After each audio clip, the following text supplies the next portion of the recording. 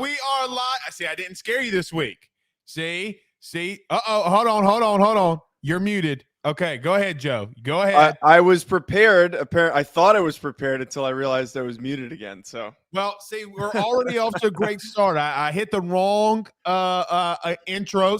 Right song, wrong intro. You know that was dope. What was the difference between the two? What was that one supposed to be for? It's a little LSU theme, you know. This SEC Bleav show. No one's complaining. both are dope. Oh, LSU fans are complaining. Let's not get this twisted. You try to warn them. But here's the truth. We got a lot to talk about. But I'm not going to put this one on Brian Kelly yet. Different year, same problems. Okay, for these LSU Tigers. But nevertheless, we'll get to LSU. We got a lot, Joe. We got a lot to talk about this morning with the SEC. And we'll get into it. Big games this week. Alabama and Texas. You got Georgia coming off just a bar burner against Bo Picks, baby. I mean, go out west, you get worse. You know what I mean? Is that the theme? Apparently, and Dan Lanning looked pretty rough in his opening debut for Oregon. But like, I don't understand. And the back and forth kind of happened after I started calling out Bo Nix for his performance on Twitter. Like, a lot of SEC fans were like, oh, we knew Bo Nix was bad, but you'd be surprised how many people outside of SEC fans thought Bo Nix was a good quarterback because they've seen the highlights. That's all they've watched. He's never been a good quarterback. He's never done anything good. Never. I mean, I don't know if it's appropriate to say on this show, but we're going to try it. Some people say he's Dookie water. You know, like he just bad. Bro, you can't throw that pick up the seam. I mean, right. That's day one install. Okay. That's a rip. But you know what? We're getting ahead of ourselves. We'll get into it. Big games today. Cincinnati. South Carolina versus Arkansas. We'll go with Mike Uva. Okay. He'll be coming in to join us for that game. We have our good friend Josh Fisher at 10:15. He'll be coming in. Look, I even got something ready for Josh Fisher. Joe, you ready for this? Oh, I've got a lot ready for him. Buddy, they're not back. Okay, like Quinn Ewers is going to get hit so much, his mullet's going to fall off. Okay, like the delusion this week from Texas fans is rough. Yeah. Well, see, the problem is they should have never shot that damn cannon through Joe Burrow's jersey, right? Like, It's all been downhill since it. You can't mess with the GOAT. Okay, maybe I'm a little emotional. I'm sorry. It's too early. I get it. But nevertheless, I am emotional about that one. I kind of got mad. We also have Kyler Kerbyson, who covers Tennessee versus Pitt. And then, obviously, everybody's been warning about Jenna this week. So we'll be making our drinks at 9:15. We got a jam-packed show, dude. A jam-packed show. It's going to be a lot of fun. All right, so, Joe, let's do this. Since we do have a lot to get to, let's pay these bills. Let's get this thing rolling then. Because, I mean, man, what a great – let me ask you this before we get to the break, though. Yeah. Was this the best opening week one that you can remember? Because I feel like it was the best week one of college football I ever remember. Yeah, I think all those games that we got, and I know a lot of them were SEC matchups, but they were all competitive. And me as a Notre Dame fan, I know that is going to be the butt of the joke every single week. That game was at least entertaining. I'm so used to those opening, like, ranked matchups for Notre Dame being blowouts, and it was actually competitive. It was easy to watch, or actually it wasn't easy to watch. It was entertaining to watch until the end. Is Tommy Rees overrated? A little bit. I think he's a bit limited with what he's working with, but I can't fault him for. It's kind of like Clemson. Like, they don't have any receivers, so like, how are you supposed to stretch the field if you don't have any receivers? Huh. Interesting. Maybe I'm an apologist. We can talk that at some point. Interesting. There's a guy. Listen, funny. He's about 6'3", crisp 292. Okay, he got on the scale this morning. He might have said that exact same thing last week. Just throwing it out there. Y'all be fine. Y'all are good. Yeah, I'm not worried. You shouldn't be, because look, as quarterback's last name. What's his name again? Tyler Buckner. Buckner, whatever the little theme is around around Buckner. Mm-hmm. Dude, he's going to get better, and they're going to get better. He's a game changer. You guys, he's a 5-star recruit. He's right. Extremely talented. I'm not worried about him. It's just going to take some time. They weren't going to jump right into Ohio State and hit the ground running. It's going to take a couple weeks before they hit full stride. Agreed. All right, so let's do this. Look, I need all of you in the chat right now. Stop, collaborate, and listen. Hit the like and share to all those Facebook groups. So, Joe, I did this on AYS this week. I'm going to do it here. We got some merch to give away, but this is how this is going to work. I got a MILF shirt. Yes. Man, I love football. Okay. T-shirt, AYS shirt. Whoever shares this show today, I'm going to send one to him. And no, not our producer, Zach. I want to share Mr. Blake. Who? Not him. So there's a lot of you in here right now. This is how they got to win, Joe. They got to share it to a Facebook group, or if they're on YouTube, you got to share it to Twitter, Facebook, and tag us in it. Does that sound fair? That seems pretty easy. That sounds pretty fair. Is that on shop.bleav.com? I'm glad you asked. It's on AYSSnetwork.com, but I need one of those. I got the shirt, okay? So I'm just going to send it to him, okay? So that's how I was just going to plan on doing it. But I'm glad you brought that up because people could shop at Bleav too. Bring that up. Yeah, there's plenty of other good shirts. If we got a lot of fan bases covered there, not a lot of SEC shirts, but a lot of other good shirts there on shop.bleav.com for anyone who's looking. Y'all need a just shirt with my face on it. Send it over. We'll put your face on a shirt. We got a designer and everything. You'll sell 3 of them, okay? I'll buy one. My mama will buy 2. You know, that's just the truth. We'll get 4 then because Eric's gonna buy one. Yeah, Eric. You know, Eric's a big AYS. He's a big AYS guy. You know, but I do got to give a shout out to the good friends at Bleav. I want to thank them for this week. You know, being in the newsletter and all that stuff gets your boy a little emotional, man. I mean, when you start something like this from the ground up, it's always good to be recognized, man. It's always good to be well deserved. Yeah, well, a lot of hard work. And Zach, I mean, bro, if my producer, man, I mean, he just, you know, he look, this gray hair right here and this beard, all from Zach, our producer. Just telling you. All right, so let's do this, Joe. Let's talk about our good friends over at BetOnline. Guys, go over to betonline.ag. We had 2 people ask last night when we gave our picks earlier this week. I gave just here and there just some random picks that I'm going to be going. Vandy in the beginning of the season, the plus 2.5 wins. They go up against Wake Forest today. So I'm really I had Vandy plus the 2.5 wins. Let's see there, but go to betonline.ag. Use that promo code Bleav50 at checkout if you haven't done that on your first deposit. So Joe, let's pay these bills. We'll be back in 1 minute and 30 seconds, guys. We got a lot to cover with me and Joe. Stay tuned. BetOnline is the fastest and easiest way for you to wager on all of your favorite sports, contests, events with the first-to-market odds and lines. Find reviews for all the news for each league, including Major League Baseball, NFL, NBA, NHL, combat sports, college sports, esports, and even golf. BetOnline continues to be the top online resource for all of your sports information for live in-game betting, props, and futures. Head on over to BetOnline today and use your mobile device to join and make your first sports bet. Use our promo code Bleav50, that's Bleav50, BLEAV50, to receive your 50% off welcome bonus on your first deposit. That's betonline.ag, betonline.ag. With over 65 years of experience, nobody is better equipped to service in your vehicle than GM Varnado & Sons. RV repair, big rig overhauls, motorhome chassis, routine maintenance, tire rotations, tire sales. No job is too big or too small over at GM. If you break down on the side of the road in the greater Baton Rouge area, they will come and get you. And the best thing about that is that they can come and get you, and then they can bring your vehicle back to their shop and start the repairs right then. Again, GM Varnado & Sons. Go see them over at 2500 Fuller Boulevard. Give them a call at 225-664-9992. 225-664-9992. Tell them your good friend Blake Ruffino sent you on by. Okay, so Joe, we do got a lot to get into here this morning. So let's start with it. Let's not waste time, right? Like, let's not waste time at all.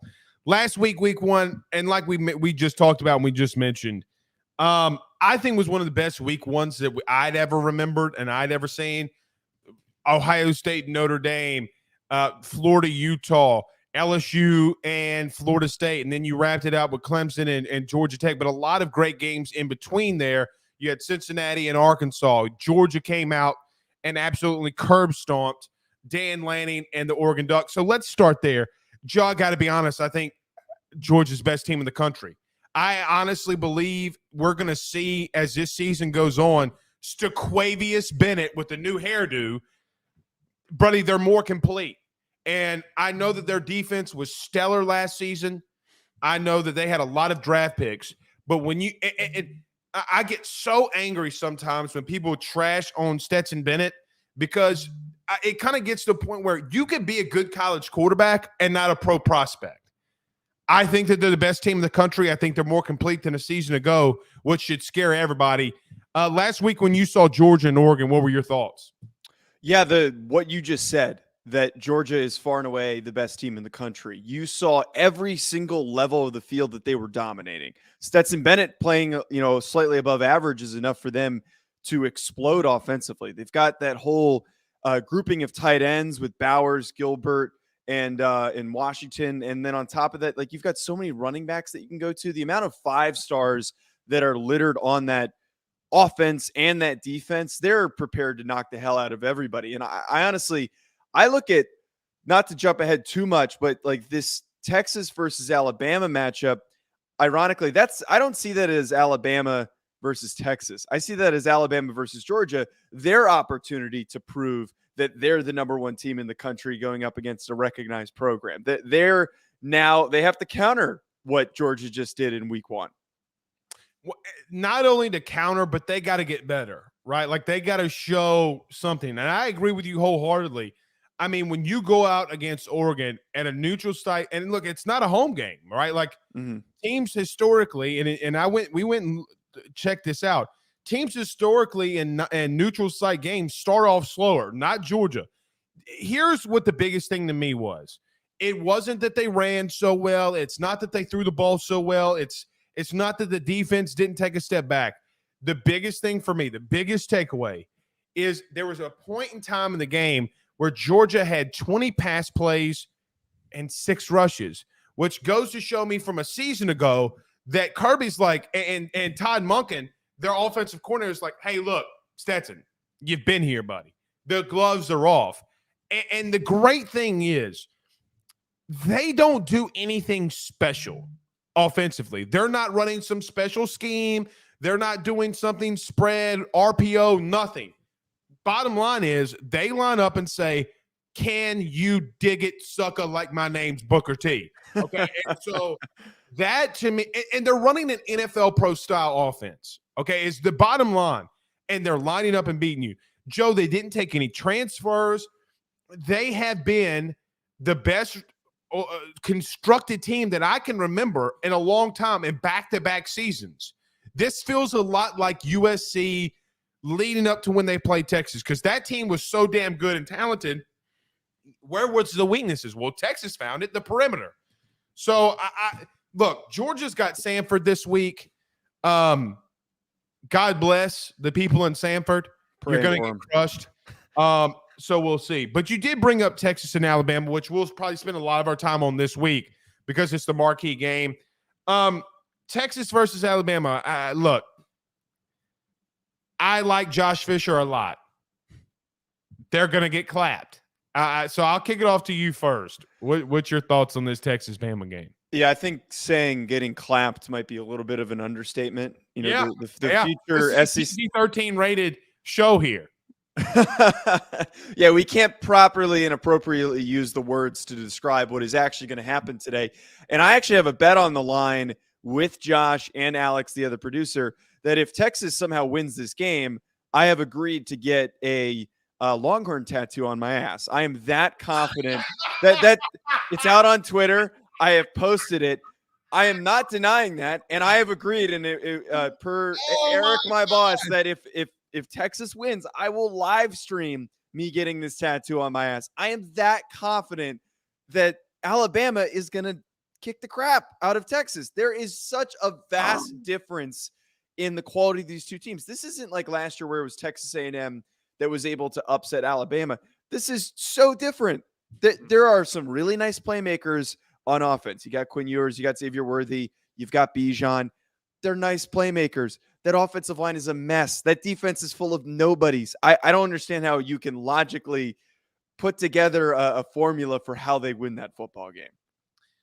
I will make listen. So I'm going to say this.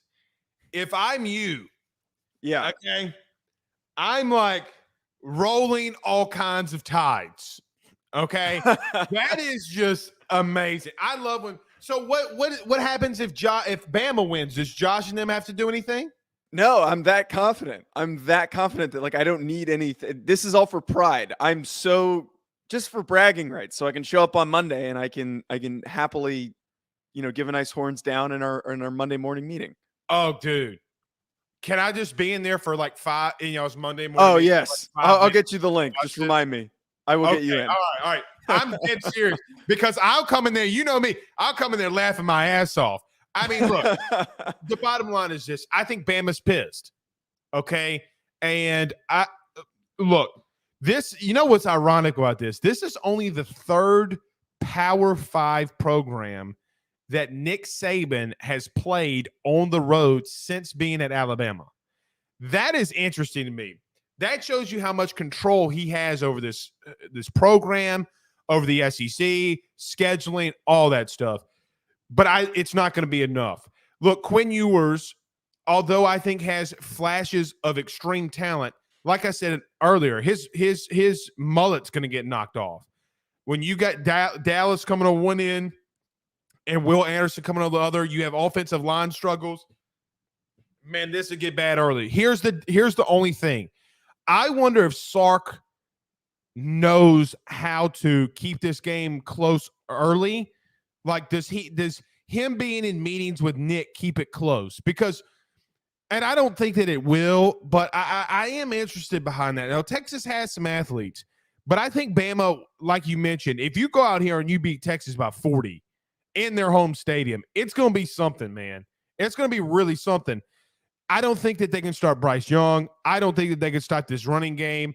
I think Gibbs is one of the best backs in the country for Alabama. I think this is going to be a beating, and I really do. But I would rather get the peacock tattoo on my rear end like that's on your shirt. That's what I want. Like peacock. If Notre Dame wins a national – oh, that's a toucan. Yeah, it's the Guinness toucan. Okay. I will get – listen, I'll double – I'll get on the end on this bet. I will get that toucan tattoo on my arse if Notre Dame makes the playoffs. Oh, that's a really risky bet. Come on now. That's actually possible because if USC and Clemson finish with good records and they beat both of them and Notre Dame has one loss and Ohio State's the third team in, that's a possible. Okay, yeah, you're right. They love y'all too much. I better chill out. You're right. Yeah, I'm willing to take that bet. What do you want to counter that with? No. I spit off more than I can chew. Pause. No, you're right. Do you have a final prediction of this game? How bad do you see it getting? I think by 3 scores. I think the line has moved a ton. Different books have different lines. Like I heard one this morning when I was driving back to my apartment. It was like 14 points or something like that. The one I saw before that was 20 points for Alabama favored. I think this is a 21 point win for Alabama at the bare minimum. They'll probably, take their foot off the pedal a little bit towards the end of this game. But as you said, you've got all the offensive playmakers. They're going up against a defense full of nobodies, supposed to be revamped, but they don't have any playmakers. Jameer is good enough to lead this team on his own. Not to mention that you've got Bryce Young who's handing in the football. So give me Alabama by 3 scores. Probably, something in the 40s offensively is what they're going to rack up. I'm not going to let you slide on this one. I should, but I'm not. You said when I was on my way back to my apartment this morning, bound chicka wow wow. I was at my girlfriend's apartment. I'm not going to act like I'm some. I've got less game than you think I do, Blake. I was a long snapper. I got to be honest. You're a gigolo. All long snappers are gigolos. You're like Deuce Bigelow, male gigolo over here. We front a lot when none of us actually have any game, admittedly. I'm not gonna front. All right, I hear you. All right, let's move on to some of these bigger matchups here today. I do want to get, because you had some very choice words about Brian Kelly last week. Don't think I forgot about that. I'm going to get to that. Nevertheless, let's go to South Carolina, Arkansas. Why are people making this a bigger game than it is? South Carolina's not good. Why are people making this a bigger game, in your opinion? Well, South Carolina was the darling coming into this year. You know, Shane Beamer looked good in the final games last season. They bailed on Jason Brown, who I loved as a player. And they go and get Spencer Rattler, who already doesn't look like he's much of an upgrade after that first game that they played. Pretty sloppy offensively. Their passing game struggled against Georgia State. And I don't understand, man. I think everyone wants to buy into the storyline. It's a comeback story, if you will, for Stogner and Rattler. But come on, the way that Arkansas played against Cincinnati, they played sloppy, and they still beat a ranked team in Cincinnati. This is not going to be a close one either. I don't have much faith in South Carolina. Outside of Rattler, it's, again, very thin roster. Cam Smith's a nice player on defense, but there's a lot of holes that need to be corrected and not a lot of weapons that they have in that receiver room. I think people put too much on Spencer Rattler's shoulders and thinking that he was going to come in and revamp. Their offensive line is horrendous. Like, look, we're going to get to this next, because I really want to get to this Kentucky-Florida game. They're horrible, dude. I mean, look, they don't do anything well offensively. They don't have anybody on the outside. Their tight end, like you mentioned, Stogner, he's their biggest bright spot. They can run the football a little bit, okay? But the bottom line is, Joe, in my opinion, what they were expecting is not what they're going to get, right? Meaning they're expecting 7, 8, 9, 10 wins. Like, when I talk to South Carolina fans, they think they can get to 9 wins. Where? Because with that offensive line, you're not getting anything. Arkansas. So let me say this. Mm-hmm. As much as you talked about Texas and Alabama being a blowout 20-something point win, this game might not be 20-something point win by Arkansas, but it's going to get nasty. Okay, like they're going to. It's like it's like a Notre Dame game, dude. Like, I know you're talking about that. Sometimes they line up and they just punch you in the mouth. When you have guys like Martin, when you have guys like Quentin Nelson, that offensive line at Notre Dame, as an example, that's how they win their games. They dominate you up front, right?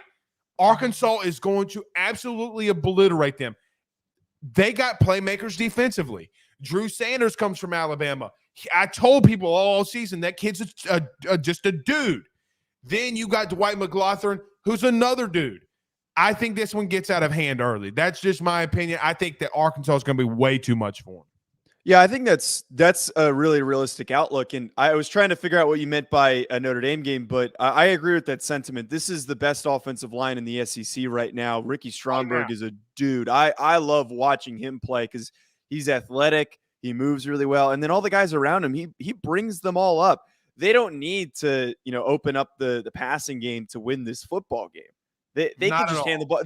They can let KJ run every single down, and he might even go untouched against this South Carolina defense. But definitely a tone-setting game, and you kind of look at this game as an opportunity for them to correct some of those issues. I know that there were some injuries that popped up. Again, they were sloppy towards the end of that game against Cincinnati. This is kind of a get-right game, which is odd to say that Cincinnati wasn't, but the SEC game that they have in week 2 is the get-right game. Yeah, and you know what's crazy is, too, Joe, Arkansas just feels like I try to tell, because last week I said I expected more from Arkansas. Let me explain what I mean by that. I wanted to see them run the football better.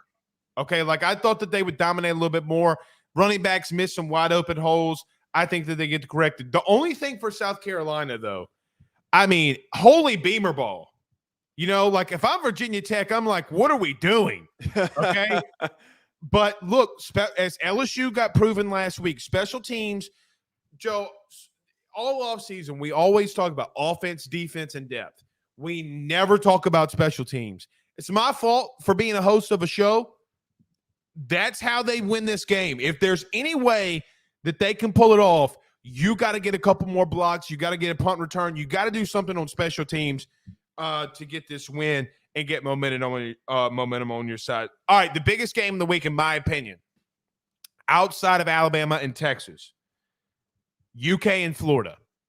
Okay, I said last week, I placed a $10 bet on BetOnline for Anthony Richardson to win the Heisman. And people laughed at me for months. In the wise words of Blake Ruffino, na boo boo. Okay? Booyah. However, they play a really good coach Kentucky team today. I think Kentucky's offensive line really stinks. Okay? On the perimeter. They got whooped by Albany. Okay? Albany. Joe, this one also, I think, could get a little out of hand if Kentucky's not prepared. What says you about Florida and Kentucky? Yeah, I got to say first, after watching the way that Anthony Richardson played in that first game, as somebody who evaluates draft prospects, I'm all in on Anthony Richardson. I was reluctant to buy in because he hadn't played enough, but seeing what I saw last week, this is a first-round quarterback. This is a top 10 level quarterback. The dude is talented, and he plays up to the level that I think everyone thought Will Levis was supposed to play. They're both great athletes, great runners, huge arms. Instead, Anthony Richardson, who mentally is the one who put it all together, who understood how to become a big-time playmaker and make all those big splash plays to put them in a position to win. I think if you compare the two rosters, Kentucky is going to be the more well-rounded, better coached roster because Stoops has been there longer. But Anthony Richardson's the type of guy, as you know, you put that Heisman bet down, he's the type of guy to lift up his team for them to win a game that maybe they're outmatched in. All it needs to come down to is if Anthony Richardson, if it's a tight game, it's tied up in the fourth quarter with 2 minutes left. If he does the same stuff that he did against Utah, where he picks up like a 4th down and long on like a scramble or moves out in the pocket and completes like a really tough pass, that's going to win them the football game. And it might end up coming down to that. I'm going to say this, and look, so you know how you guys at Bleav do those little, well, y'all do it for us. You know, the little, y'all take one of our quotes and you post it on social media. I said last week on this show, and it got me some really bad backlash. I said outside of Anthony Richardson, their ass, but their offensive line's good. You're not wrong. Their offensive line's strong, and I love Osiris Torrance. Like, he's a dude. But you're 100% right. Like, their weapons, ETN's okay. Like, they don't have a lot of anybody to go to, and Richardson's going to have to do everything in these important games if they want to win. That's the reality of it. He can make them the second best team in the East. Easily. Based off of him alone. They're in every single game because of Anthony Richardson. And like I said last week, and I know we got to get to Kyler here, so we'll pick this back up because he covers Tennessee, so we'll talk Tennessee Pitt with him. I'm going to tell you this, Joe. If there's one person that could take down Georgia, he could do it. We've seen Cam Newton have this meteoric rise to take down one of, if not the most talented Bama offense or defense of all time. Yeah. What he did on that 2-point conversion, the pump fake, he hit B move, bro. He went all the way. He hit the B button. Okay. He hit the circle button on PlayStation and then hit rifle the dude in the back of the end zone.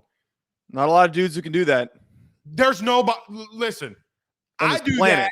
I do that with Lamar Jackson on Madden. I was playing Madden last night, and I was juking dudes. That's video game shit he's doing out there, okay? Let me say this, though. Kentucky's defensive line is something serious. If there's something that can keep this game really close, it's a good-on-good matchup with both Kentucky's defensive line and, like you mentioned, Florida's offensive line commingling here. It's going to be really, really fun. Okay, Tennessee Pitt. So let's go to Kyler, but we got to take a quick break. I'm excited, Joe. I'm juiced up. Did you know this time last year when we got hit with the hurricane, I had to like drive from place to place, friend to friend. to go watch college football, and I'm sitting my fat ass on the recliner this whole season. You can't tell me shit. That's how pumped up I am. Okay, I shouldn't have cursed, but I'm that excited. All right, let's do this. Let's pay a bill very quickly. Let's talk about our good friends over at Gramco, thegramco.com. Guys, we return in 1 minute. We got a special guest. Let's break down Tennessee, and Pitt. We return soon. Guys, I've got to talk to you about our good friends over at Gramco. They are the Delta 8 company based out of the state of Florida. They're founded by college football junkies just like you and I am not sure if you're familiar with Delta 8, but you need to be. Gramco is the absolute leader in this field, and they have phenomenal products that I just need to tell you about. First off is the Wake and Bake coffee that is absolutely spectacular. The gummies are as well, as they're the best in the market. So go to thegramco.com right now and use the promo code AYS25. That's thegramco.com, AYS25 promo code to get 25% off of your order. Jump on this fast, as it is perfect for holidays, anniversaries, and everyday use. Gramco is hemp-derived and completely legal inside of the state of Louisiana. No medical card is needed, and shipping is very discreet. You must be 21 years older to order. Again, that's thegramco.com. Use that promo code AYS25. Joining us now here on the show, we've got Kyler Kerbyson, former Tennessee Vol, host of Bleav in Tennessee. Kyler, did I get your name right? I'm like the worst at pronouncing names. It's close. It was close. I don't worry about it. I have constantly got my name wrong throughout the years. Kyler Kerbyson. Kerbyson is the way you say it. So I was right. I was right to start the show. Yeah. Kyler, I'm horrible too. Thank God you have a beautiful mustache. So it makes up for all of this, man. You know what I mean? Like, yeah. I mean, it looks like that you rolled out of a 1900s, like gangster movie, with a Tommy gun. That's what I appreciate that. It has been a long road. It has been a long road from the chin strap days back in college. So it took a while to get to this point, but we're here. Thank God. All right, so Kyler, look, y'all have a big game today. I just want to kick it to you. What do you think the biggest strength for Tennessee going into today's game is? Obviously, maybe offensively, but what do you think the biggest strength is today?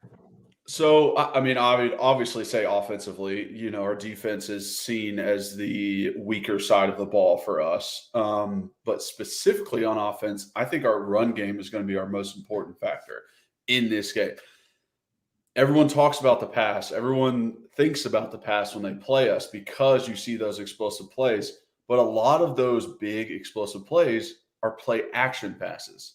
They're the fake that Hendon does to pull those linebackers up to maybe make a safety just hesitate for a second. So I think running the ball is going to be most important. I think Pitt gives us a favorable box. They put 6 guys in the box, and we have 6 blockers. I like our odds when we have that. So they run a 4-3 defense. I also love that too. It is a lot more simple to run your inside zone plays versus that 4-3 defense than that 3-4 bear that some teams run, that even Ball State ran last week. I think the run game is going to be our most important. And when you look back at Pitt, West Virginia did whatever they wanted on the ground. That number 12, I don't know the guy's name, he went off. So that makes me feel true freshman at that. The kid was a true freshman too, right? Exactly. And Jabari Small, our starting running back, the way that he can move, the way that he can run, the cuts that he has, and the fact that Hendon can also run the ball, it makes it to where they're either going to have to put more guys in the box and leave our wide receivers open, or they're just going to let us run rampant. And I'll take that. If we just run the ball the whole game, I think we can still be successful. So it's just picking and choosing what that defense gives you. And I love the fact that Heupel just understands defenses so well and is able to pick up on that little intricacies of, hey, we're changing up. Instead of running inside zone versus Ball State because they were given that bear look, we're going to run counter and power in the second half and just gash them. So now Pitt's running a 4-3. Let's run inside zone. Let's run outside zone. Let's mix it up. Let's not run all the same stuff. So I love the look that Pitt has given us through this West Virginia game. I want to say this.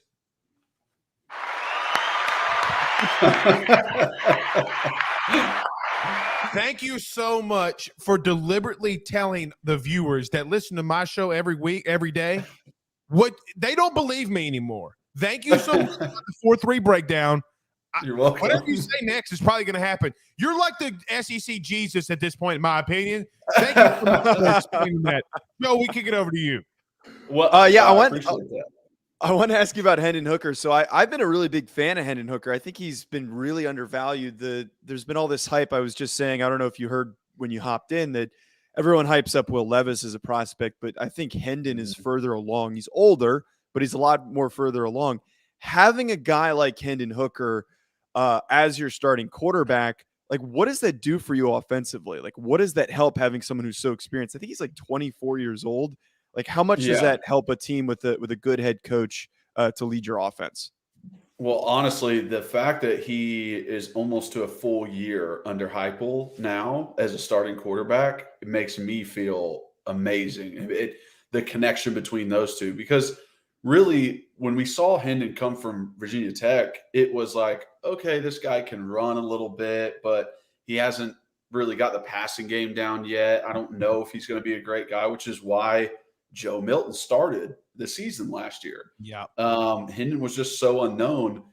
So I think it's a mix. It's not all Hendon. It's not all Heupel, but them working in tandem and Heupel understanding what Hendon is good at, what he can do on that field, and taking advantage of those things.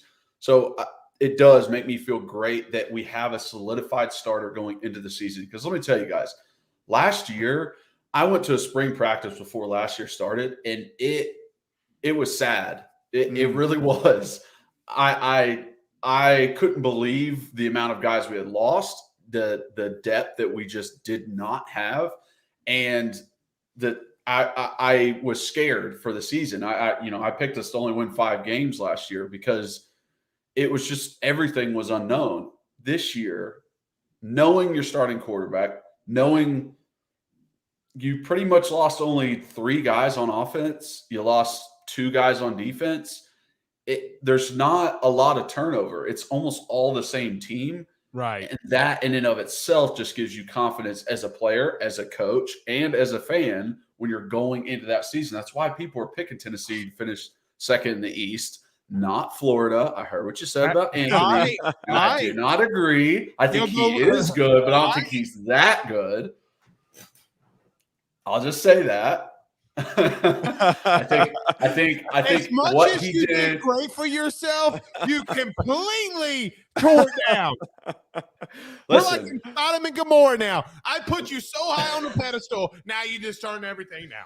Well, listen, I think he is good. I think he is a very good quarterback. But for someone to say, yeah, he's pretty much like Cam Newton. Hold on. Oh, no. Hold on. He can't have that impact. That's why the word could. maybe one or 2 plays a game, but Cam Newton, there wasn't a player on that team, on that offense, that played a snap in the NFL besides Cam Newton. It's not true. It's not true. How many guys played? 4. They had 3 offensive linemen and a tight end. Did they continue a career? And they had 2 running backs that played in the league. Did they continue their careers, or was it just like a practice squad, or like a? Because I mean, the guys whole point, it was Cam and Cam alone that brought that team along. Okay, sounds good. He can have that impact. Kyler, you mean to tell me after what you saw last week that he can't put a team on his back to beat Tennessee? I don't think he has enough. I think he can attempt to. I think we still are going to beat Florida. I do. I think he can do everything he can possibly do at a certain point. But the comparison I was trying to make was you see guys that don't have talent around them like Cam did to be able to put a team on they can be second in the East if he can continue to play like that. That was the okay. Probably I see what you're saying. Right. Okay. Yeah, I see what you're saying. 2 weeks we'll revisit this. if he continues. Kyler's got me rolling. Dude, I'm telling you, I Definitely. put you on such a high pedestal. You going Well, down a little, buddy. I mean, I do have some bias here because I Right. did play at Tennessee, so I truly do. Let me say this Florida, though, that I think but- though, Kyler, I do think that because look, Joe played in college, I played college, you played in college. Okay. Yeah. Here's the thing that I don't think fans understand is when you talk about like we went to LSU scrimmages, you talked about Tennessee's practices. People don't understand when you're at a good practice, you know it, right? Like there's different tiers. Me going to LSU in 2019's practice and scrimmage is completely different than what I saw this year. I know how far off they are. Okay. Mm-hmm. Let me ask you this though. When you talk about going out there, is there something with this Pitt game that worries you? Well, I honestly do feel better that Rodney Hammond might not be playing. Their running back, number 6. Watching him versus West Virginia, he worried me. I thought his skill set and the way he ran the ball, the way he found his holes, their running game can be very good. Some part of it, I feel like Pat Narduzzi is wanting to run the ball so much that he's not taking advantage of the pass. Like it's like he has this thing in his heart where it's like we have to, but he can trust Slovis.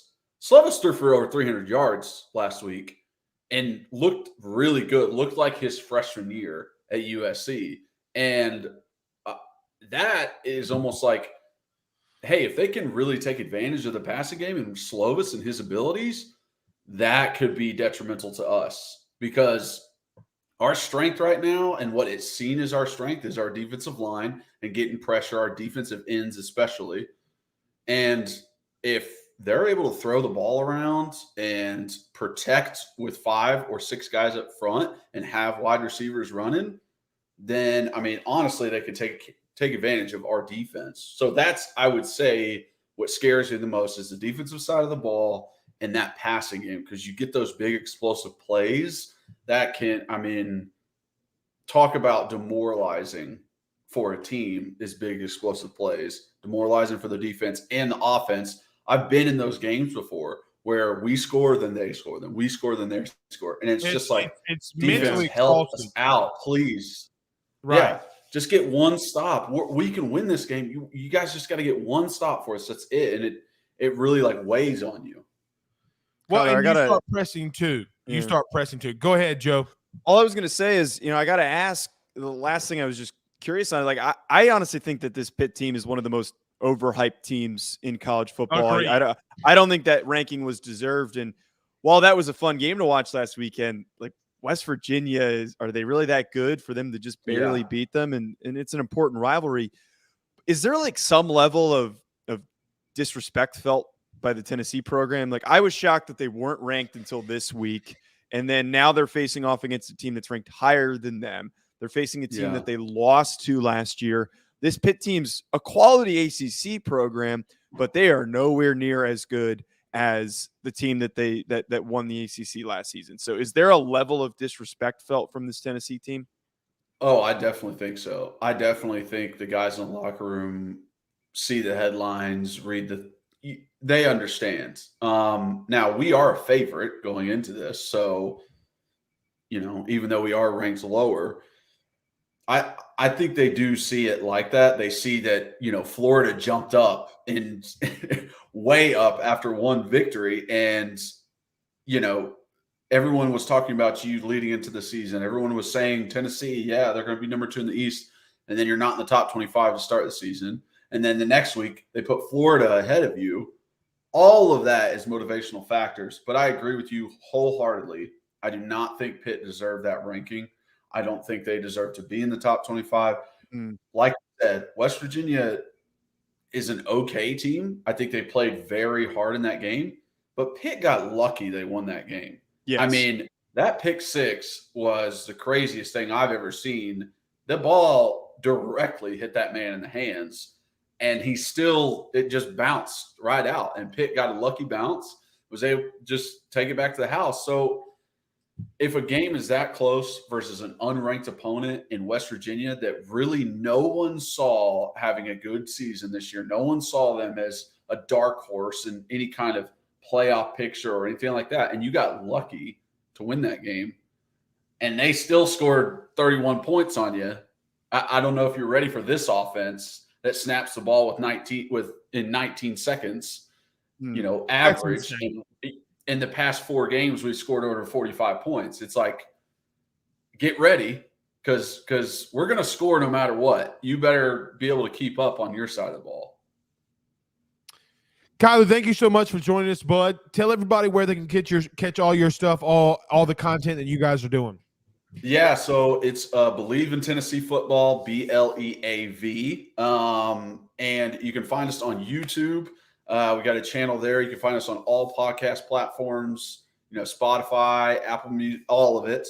And you can follow us on social media at Bleav in Tennessee for our Twitter, our main account, at rbacon26, which is my co-host Reed Bacon, and at Kyler Kerbyson on Facebook, Instagram, and Twitter for me. So you can follow me on all that stuff. And I love live tweeting during the games and having fun with fans. So it's a great time.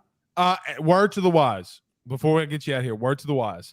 When you tweet during live games, sometimes you can get emotional. Like if you do like myself, don't check the notifications. Okay, check the notifications after the game, because what happens is if you got people that are mad that you're saying what you're saying, be like, "You're an idiot, Blake."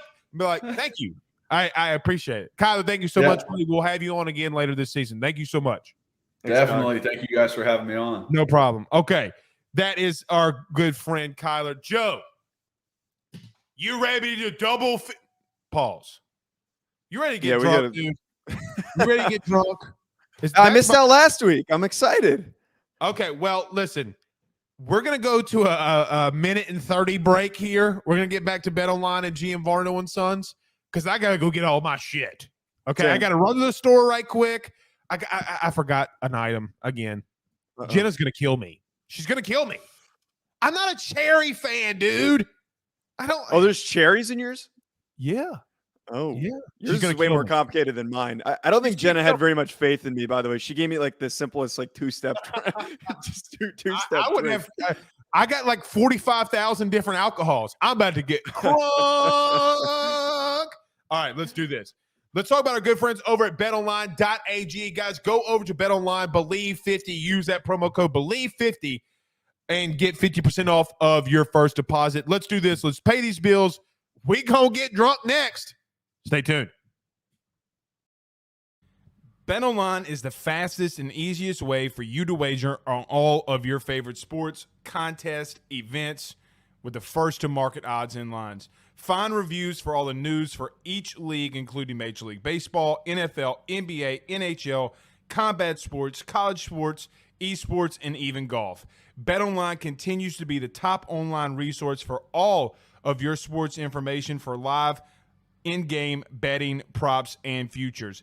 Head on over to BetOnline today and use your mobile device to join and make your first sports bet. Use our promo code Bleav50, that's Bleav50, BLEAV 50, to receive your 50% off welcome bonus on your first deposit. That's betonline.ag, betonline.ag.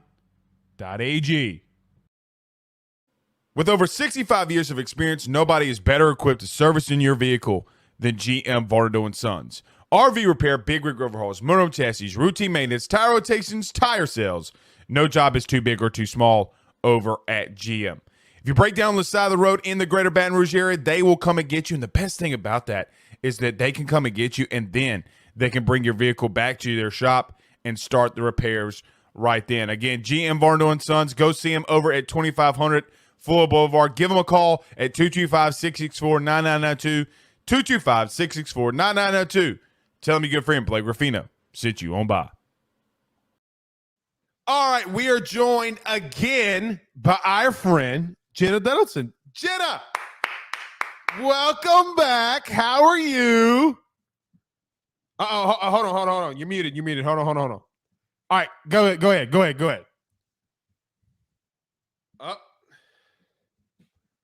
I think it's on Jenna's end. Jenna, I think you're muted. Let's see. Is your mic armed?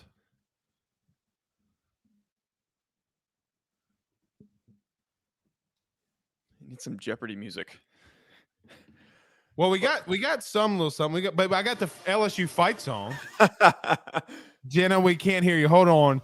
Let's see. I don't really know. We can't hear you.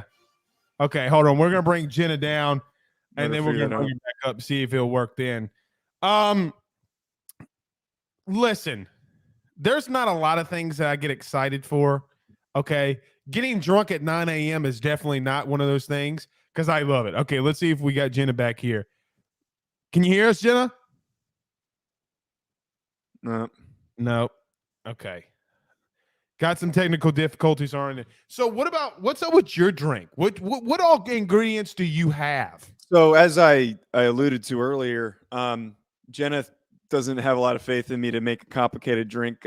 She told me we were going to do the Texas tea that's very popular there, and it's basically a Long Island with a bunch of mixtures. And I appreciate her looking out for me, not having to spend $200 on a bunch of alcohols, but instead I have tequila and tea. That's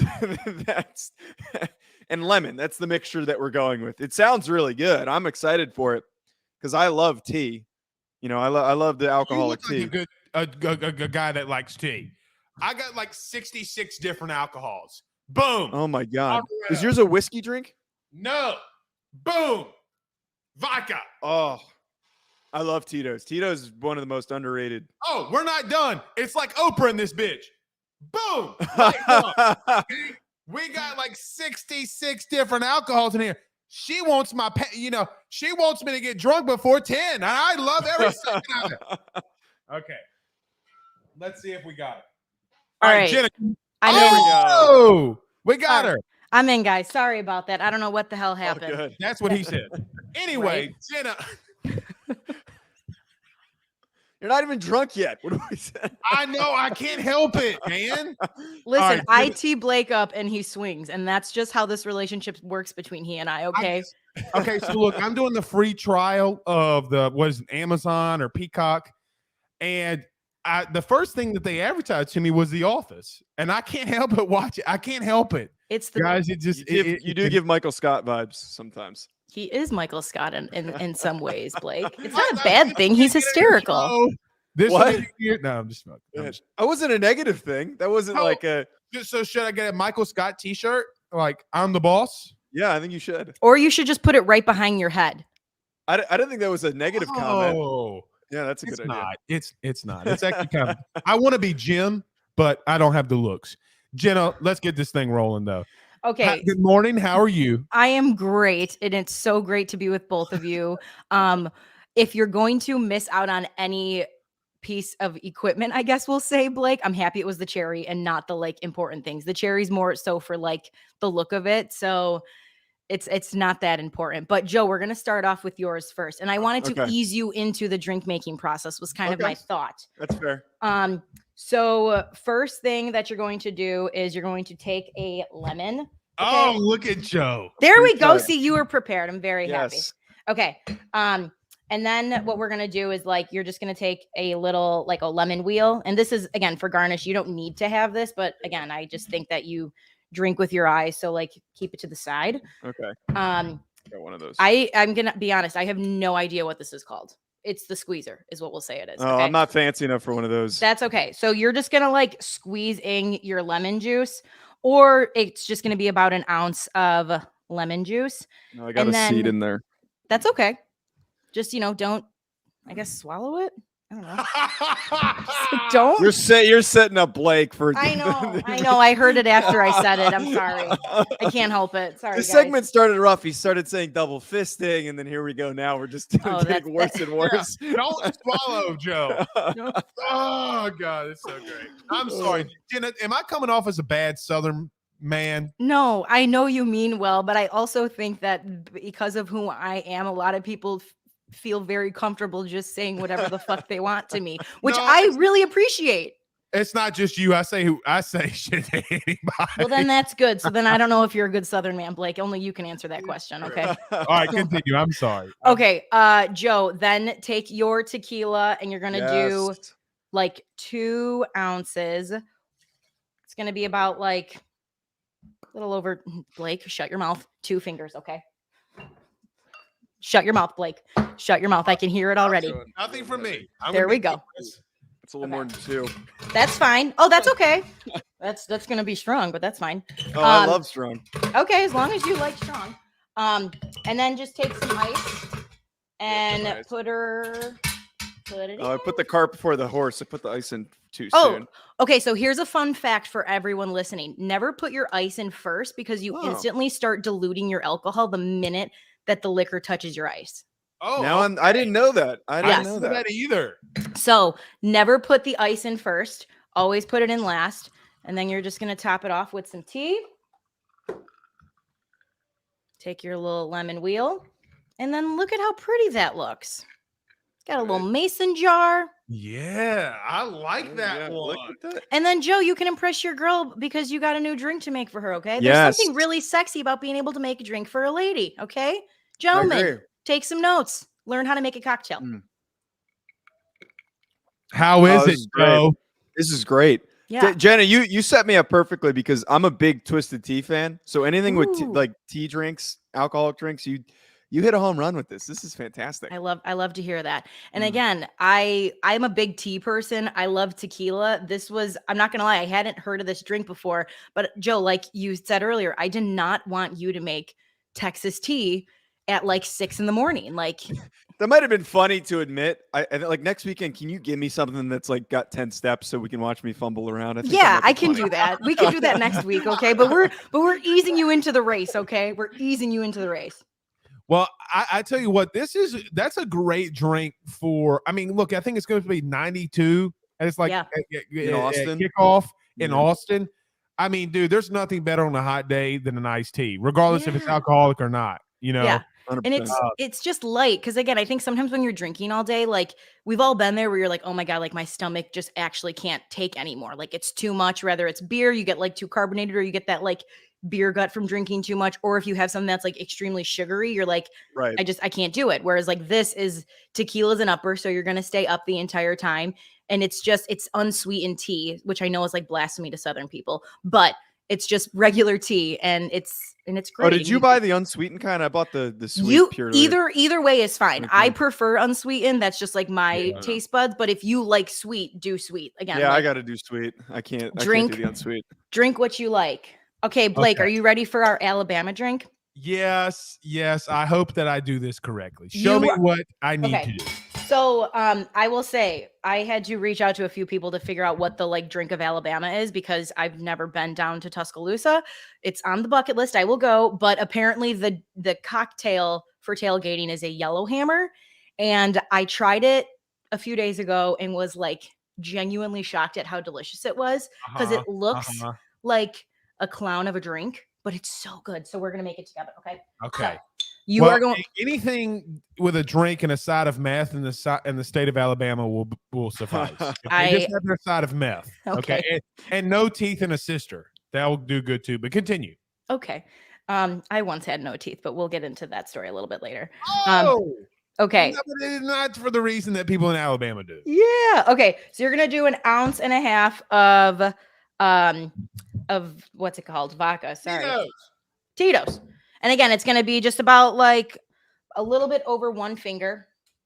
Okay. Again, we're using fingers if people don't have jiggers, which is fine. Okay. We got Blake's got big fingers. Okay, then like just a little bit less then, okay? Then you're going to take your light. I mean, Jenna, I have D1 NFL hands. I got like 10.5, 11 size hands. My father made fun of me and told me I had pork sausage links growing up because I was a setter. That's rough. He loves me. My dad just has a really weird way of showing love. And that was his, again, guys, I don't know if we have time to get into this. But then you're going to take your light rum. And again, same thing, 1.5 ounces. So 1 finger. If again, if people don't have jiggers, just you want to try to eyeball it. The other thing to remember too, when you're making this, guys, and I had one of my like bartender instructors said this to me and it actually really surprised me. Always make your drink a little bit less alcoholic because you're more inclined to drink it if there's less, because when it's too strong, you're not going to drink it. So it like sounds cool to be like, it's super strong, but the truth is it gets really diluted and you're not going to enjoy it as much. So less is technically more in this sense. Okay. Now, amaretto is the key here. You're going to do 1 ounce. All right. So Blake, with you, I guess it would be like half of your finger. Okay. And this stuff is really good. All right. So Jenna, I got to be honest. Yes. I've had the amaretto stuff with things before. And I gotta be honest, I had a drink last night with this and Tito's and some pineapple juice. And it was delicious. Okay, that's good. That makes me happy. Okay. Then you're gonna take your orange juice and do about 4 ounces. Or like in this case, we can just say like half. Like a little bit, like half of the glass. I'm just gonna add a little bit more to be on the safe side. I also love orange juice this early in the morning. Oops. Shit. Orange juice is always a good mixer. It is. Always. Okay, and then the pineapple juice, right? And then the pineapple juice. So technically, this is kind of just going to be like a little bit of a topper. All right. And then add your ice. You don't have the cherry, which is fine. But honestly, the cherry doesn't add anything. It's more just for like color. It's decorative. Yeah, it's decorative. It's decorative. And again, someone said this to me once at one of my very first jobs, and it's you drink with your eyes. So try to make it be as like pretty and appealing as possible. And then you just put the cherry right there. Okay. Cherry on top. Okay. Add your ice. There you got it. Joe, that's going to be... Joe, you like my Southeastern Louisiana cup here? Is that what that is? That's what that is. That's a cool mug or glass, rather. I got it. Kicking my ass already. By the way, I've taken like 4 sips. I poured too much tequila. I told you. It's okay though. Cheers. Like cheers, Blake. Cheers, guys. Cheers.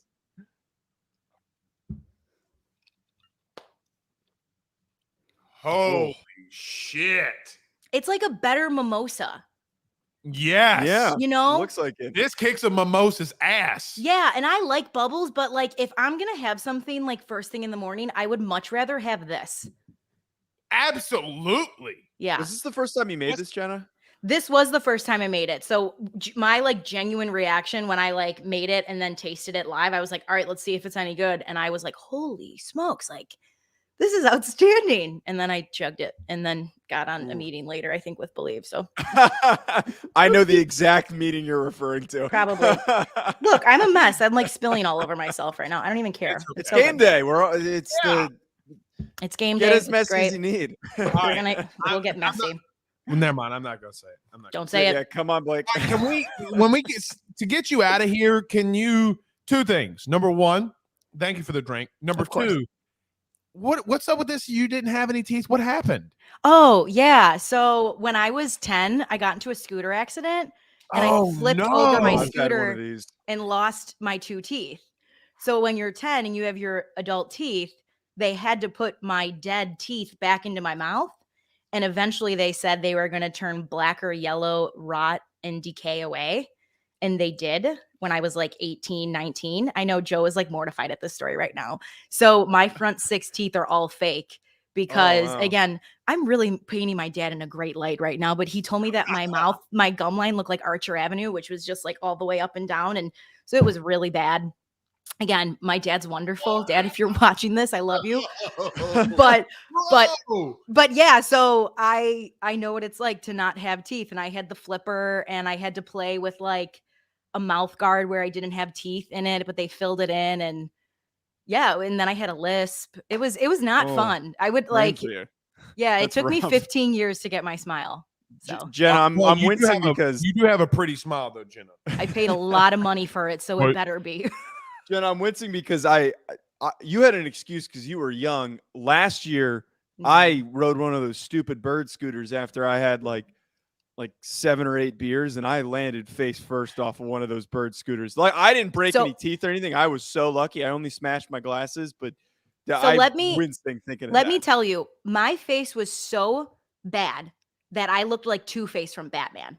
And my mother, okay, my Remind mother me to who send you a picture. Mine might be just as bad. there are no photos of me in existence. My mom was like, please let me take a photo. And I said, I don't ever want to remember myself looking like this ever in my life. My lip swelled up to my nose. This side of my face was all swollen, new Oh my skin. God. And so part of me wishes I had a photo to show everyone, because anytime I see a scooter in Chicago, I just kick it down. And I want to throw it in the river because I'm like, you guys are going to like lose your teeth. I do the same thing. I can't stand those stupid scooters. Not to sidetrack us too much on scooter talk. Yeah. So I was in Milwaukee and we went to Miller Park. And Jenna, I know Milwaukee. I mean, Milwaukee's not far from me. Yeah. Mhm. The bird scooters. Yep. I was up there on business. And by the way, I love Milwaukee, by the way. Yeah. They charged this guy too much. They charged him like 4 scooters for like 10 hours. It was like a technicality. He started throwing the scooters in the river right outside of Miller Park. And I'm like, dude, talk about intense. Let me ask you this, though. One sports thing before we let you out of here. Yes. Your White Sox. Yeah. What's going on here? Okay, so I will say I feel like it's the thing that we can't talk about right now. There's this giant elephant in the room, right?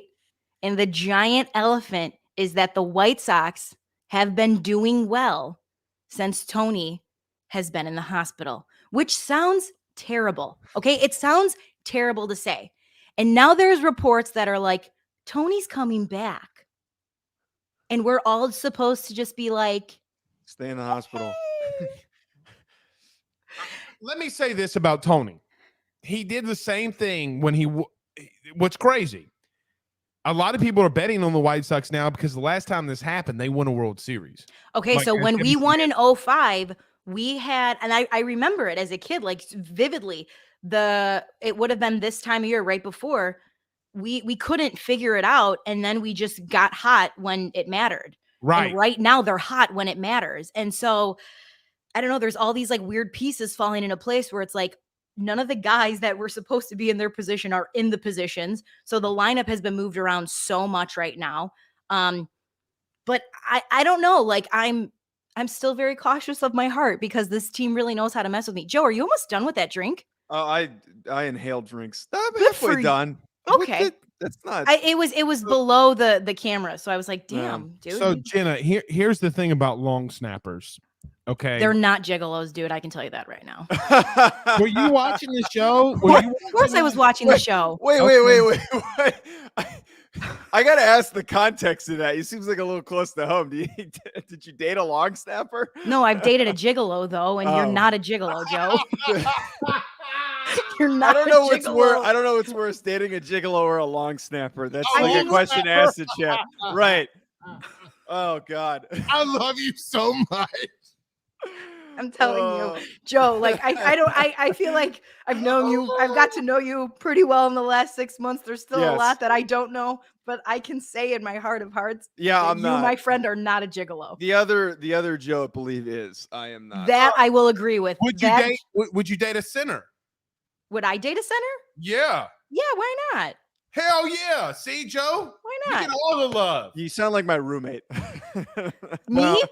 No. Blake does. He was an offensive lineman, and he's like adamant that women love offensive linemen. I dated an offensive lineman. Yeah, he was wonderful. We're cuddly. Yep. We have bellies. We drink. We love food. Mm-hmm. Checkmate, biatches. Long snappers is the same thing. We're just 4 inches shorter. It's true. And you snap it farther. All right, Jenna. Yeah. Oh my God. We got to get moving. Okay. Thank you so much. Thank you. You're Jenna. fantastic. This segment is fantastic. Tell everybody where they can catch all your content because I love it. Thank you. It's at Bar Talk with Jenna across the board, Facebook, Instagram, YouTube, and TikTok. And then from there, you can find me. So just come and hang out with us. We got drinks, we got episodes, and we like to have a good time. And we have a little bit of heart in there too. So I think you guys will enjoy it. I love this week's episode. Thank you. It's a good episode. It's a really good episode. Jenna, thank you so much. We'll see you next week. Thanks, guys. Take care. All right, that's Jenna Dolson joining us. All right, let's go to a very quick break.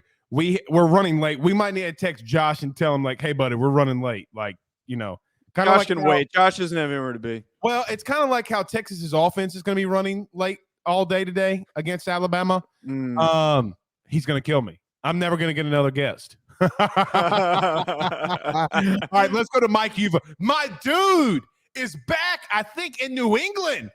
My man, you become really good friends with a guy when you do a 3-hour podcast on the draft. So our good buddy Mike Uva's up next. Let's go to our guys over at State Farm and our good friend Carol Falls. Guys, we return in 30 seconds with Mike Uva. Let's talk some South Carolina Gamecocks.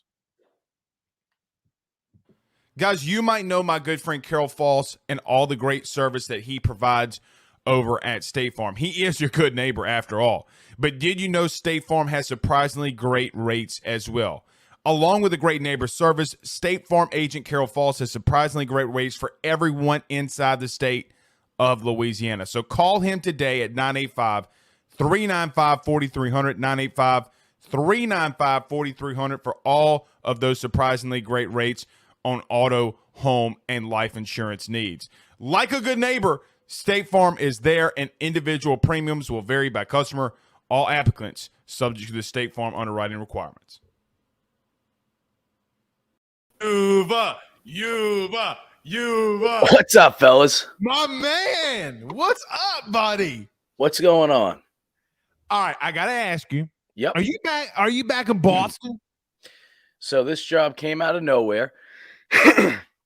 Right, I think it was actually the day that South Carolina had media day, the day before practices started for preseason camp for South Carolina. I got offered a gig to cover the Patriots for CBS in Boston as a sports reporter and anchor. So I'm back in the TV life. I am still juggling my job remotely with Gamecock Central.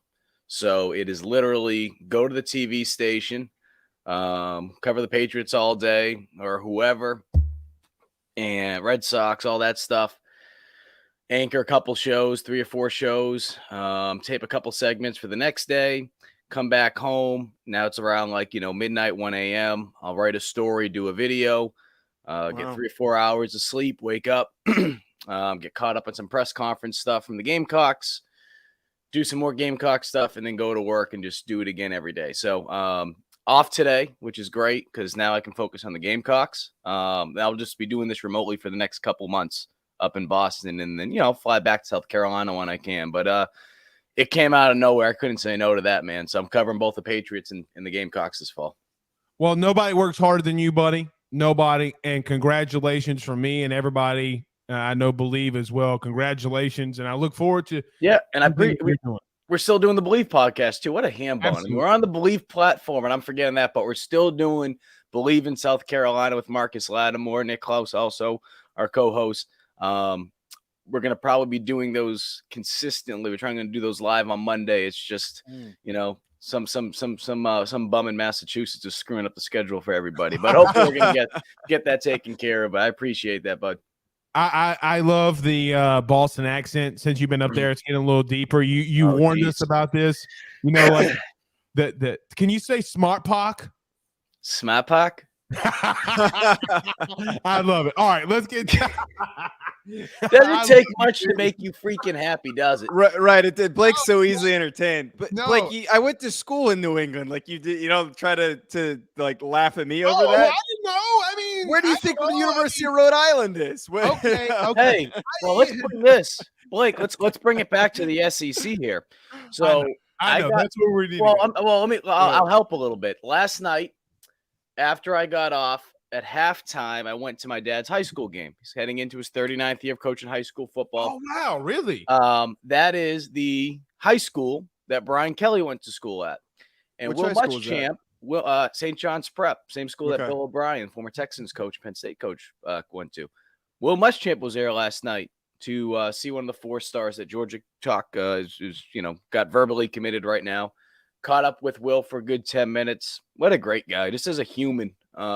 Just a good guy. Wow. Always been a great guy. So, I say all this because let's get all these other fan bases all pissed off. What's your school doing from recruiting? He went to the game, and then he was flying, he told me, to, I believe, Pennsylvania, where they were going to pick up another coach, and then he was going to fly back, and then they had the team meeting at the hotel because everyone stays off campus, even if it's a home game. So Georgia's got a game tonight. That's what they do. So, and I think Georgia, when the numbers came out about a year or two ago, in terms of how much money some of these universities are investing in recruiting, Bingo, you can Mike. see why Georgia's up there. So, let's get every fan base, let's get LSU pissed off. Let's get South Carolina pissed. Let's get everyone pissed off. So that's what Will was doing last night. Very quickly, Mike, I to your point, like LSU spent $1.9 million in 2 months in LSU baseball recruiting. Okay, and that's why they're going to be projected number one. Texas will be up there. They're doing a lot of the same. Yep. Mike, I need to bring you back on, AYS or this show, because we need to do a recruiting segment about what you just talked about. But let's get to South Carolina because we are pushed for time here. Buddy, big day today.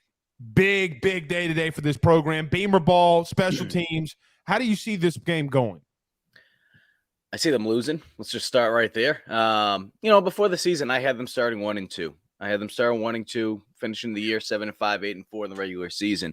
Because I think what's going to happen with South Carolina more than anything is they are going to get in sync with the offense. They're going to get in sync. The problem is, though, you have a new quarterback, and you're trying to figure this out with a gauntlet of a schedule with, all right, you have Arkansas week 2 on the road. Then you got to come back home and play the defending national champs in Georgia. So Spencer Rattler, he really just doesn't have the time to, have those comfort games, right? And it's not trying to make an excuse. I just feel like this is just going to be how it plays out. So I think what we're going to see today, I think the timing's going to be a little bit better from an offensive standpoint because now you have tape you can go back to, right? Whether you're Rattler, whether you're the offensive line, now you can start getting sync a little bit. Everyone thinks about timing. They think timing is just between the quarterback and receivers, quarterback and tight end. Timing is with the offensive line as well. You need to be able to have that clock in your head. When do I bail and get out of the pocket? When do I step up in the pocket? And I think last week, more than anything, what we saw from Rattler, who, in my opinion, those 2 block kicks, scoop and scores, they don't happen. You take those away and you don't have Rattler at quarterback. I think they might lose that game. I think he was people can say what they want about the statistics. It's fine. Have fun with it. If you were watching the game, though, the things that he was able to do with his feet, getting out of the pocket to extend plays, to give South Carolina a chance, some drops in there as well, he gave him a chance. Now, with that being said, he also hurt South Carolina at times with getting out of the pocket a little too soon because I feel like he was trusting his eyes more than his head, if that makes sense, right? And I think that's natural. It's going to come with timing. It's not Oklahoma. So, long answer. I think what we're going to see with South Carolina today is they're going to make improvements from an offensive standpoint. I was impressed with the defense. I think we're going to see them really tested today, especially that secondary. But I feel like what we'll see with the offense today is improvements, but it's not going to be light years improvements to the point where I feel like they're going to, run Arkansas off the field. I feel like Rattler's always had that issue where he's always trusted his eyes more than his instinct. Like he's always been like a guy who you watch him and he feels like he's overthinking things a little bit too much. But I'm not super high on Rattler. I'm hoping he has a better game this week. I have to pivot though, as a former long snapper in college, to asking you a special teams question because this frickin' South Carolina team is Beamer ball, Joe. It's Beamer ball. As a guy who loves like talking about punt schemes and punt block schemes, I'm the biggest dork on Twitter. If anyone wants to see the stuff I talk about when it comes to punt block schemes, but how much of an impact does that level of attention and intent and aggressiveness help this South Carolina team? That like if this comes down to a close game, like is there a level of confidence that the special teams could help them win that game? Because it keeps getting brought up, it seems like, with South Carolina. I was trying to find it because you said. I thought Thanos snapped his fingers and you. Well, no, I have. I was raised in a special teams household. I have a book with Frank Beamer when I was younger, and they played special teams mainly in college. But I say all that because we just had a video that we posted on Gamecock Central, which is an On3 site. So if you have memberships to any On3, you can be able to check it out. But this is on YouTube. And we were able, thanks to the help of some coaches, we were able to get the all-22 look on special teams, and we broke down what kind of happened on those 2 punt blocks. So now, Mike, this is on Gamecock Central. You said this is on game. I'm gonna actually. I don't know By the way, did you play with Zach Trenier at Assumption? Zach Trenner? Yep. I know Zach. Trainer. I used to snap with him. He's a good dude. No, but he played with Cole Tracy, the best LSU kicker in the history of Yeah, LSU. he was an assumption transfer. I forgot about that. That's right. And then Dude. Deontay Harris, aka Deontay Hardy, as well. Oh man, But I we're just dorking said out that- too much over special By teams. the way, he's going to start tomorrow. He should. It's my guy. Big day. I actually sent you the link, so if anyone's interested in Okay. special teams, it's in the private chat. Just a quick little breakdown, nothing too crazy. But I say all that because, look, give credit to Shane Beamer, right? You want to say Beamer Ball 2.0, whatever, fine. The guy that deserves a lot of credit is Pete Lembo. Pete Lembo is the special teams coordinator. Pete Lembo, his one responsibility is just special teams. He's the And has associate been head with coach. Beamer for 8 years. Correct me if I'm wrong. Like they've been together for a while, right? Even going They back to haven't Oklahoma? because Lembo's been a head coach. Lembo's been hopping Oh, around. yeah, He's that's been a right. head coach. He's been a special teams coach.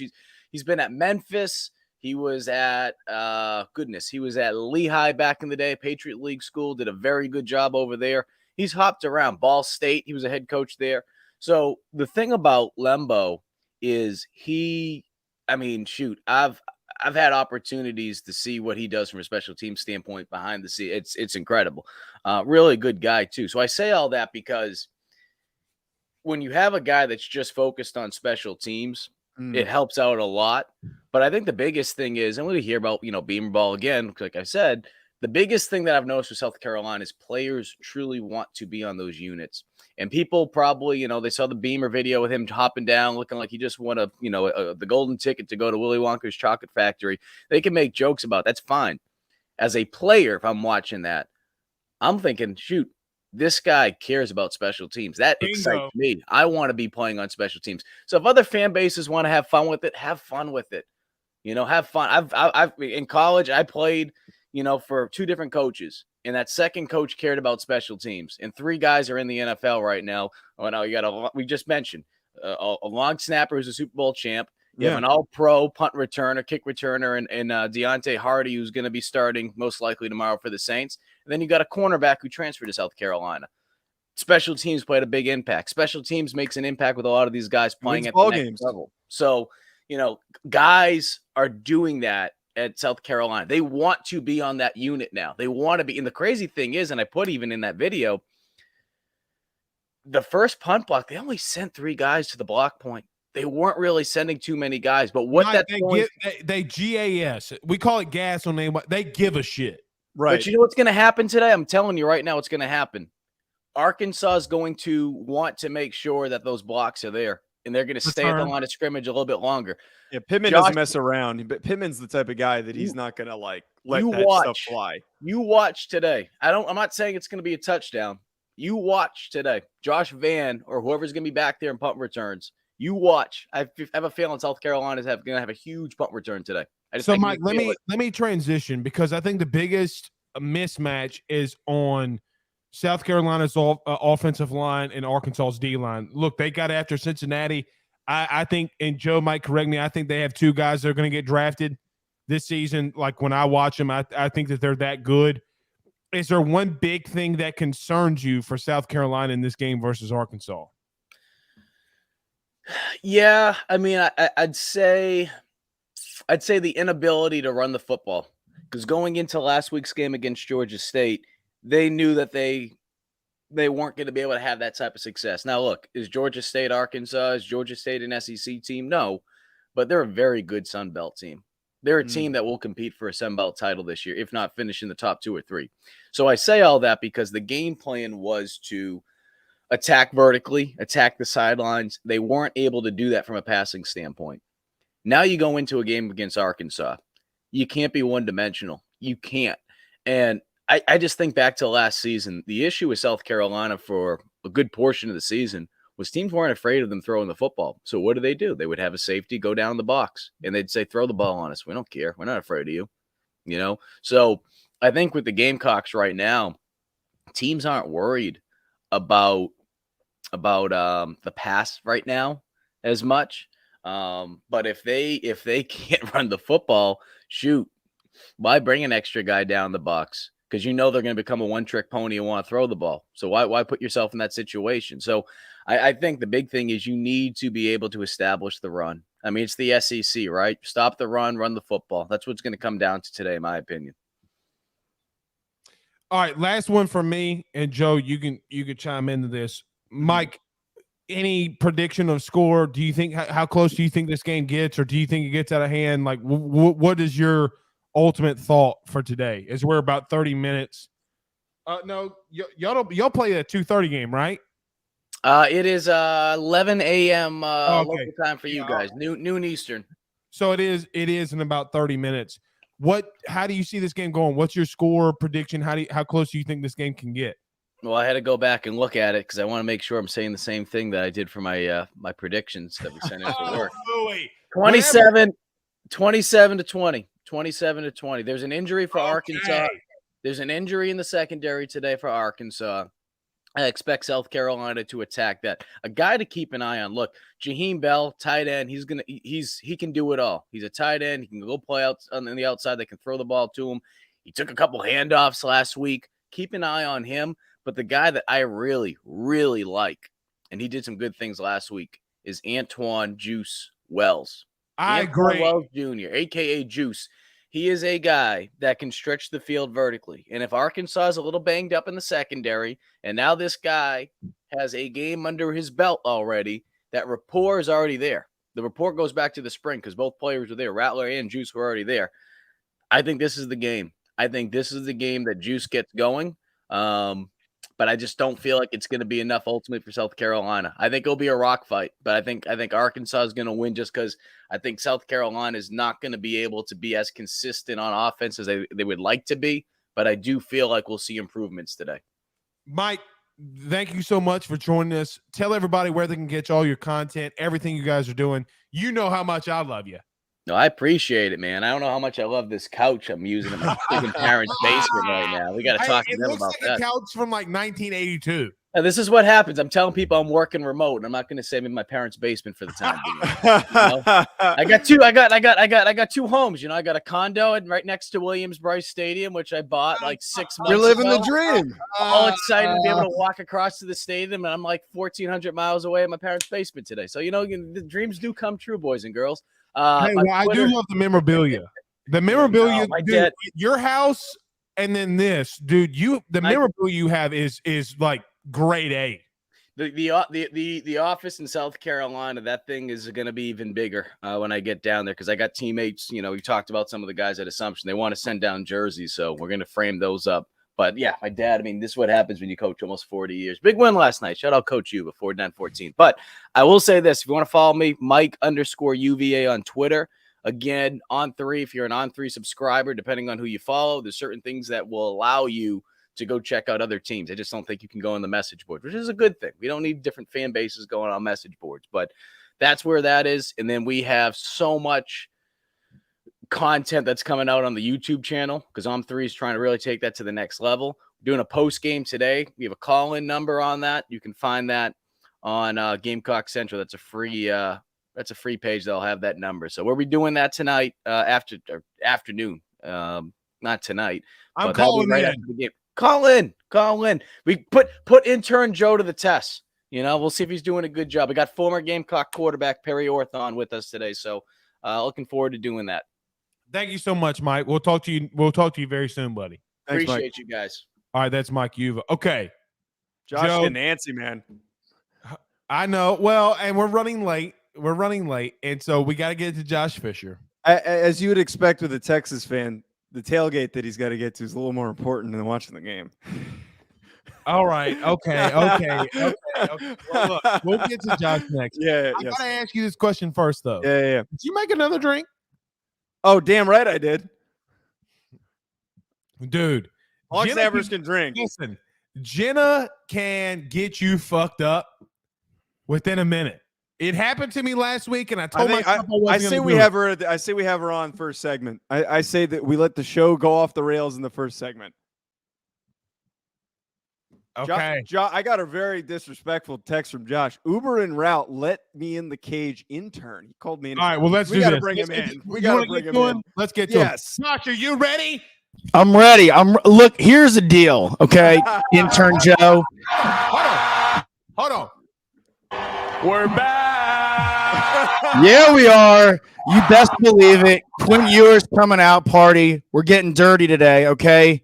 We're going balls to the walls. Your LSU Tigers, Blake, Kelly, first game, extra shriveled raisins for nuts last week, and you know it. He should have went for 2. Texas is leaving it all on the field today. Not even worried about covering. We're winning this game outright. Quinn Ewers coming out party. Xavier Worthy goes for 100 in the air. Bijan, 150 all-purpose yards. Roshan Johnson, tutty. Jatavian Sanders, tutty.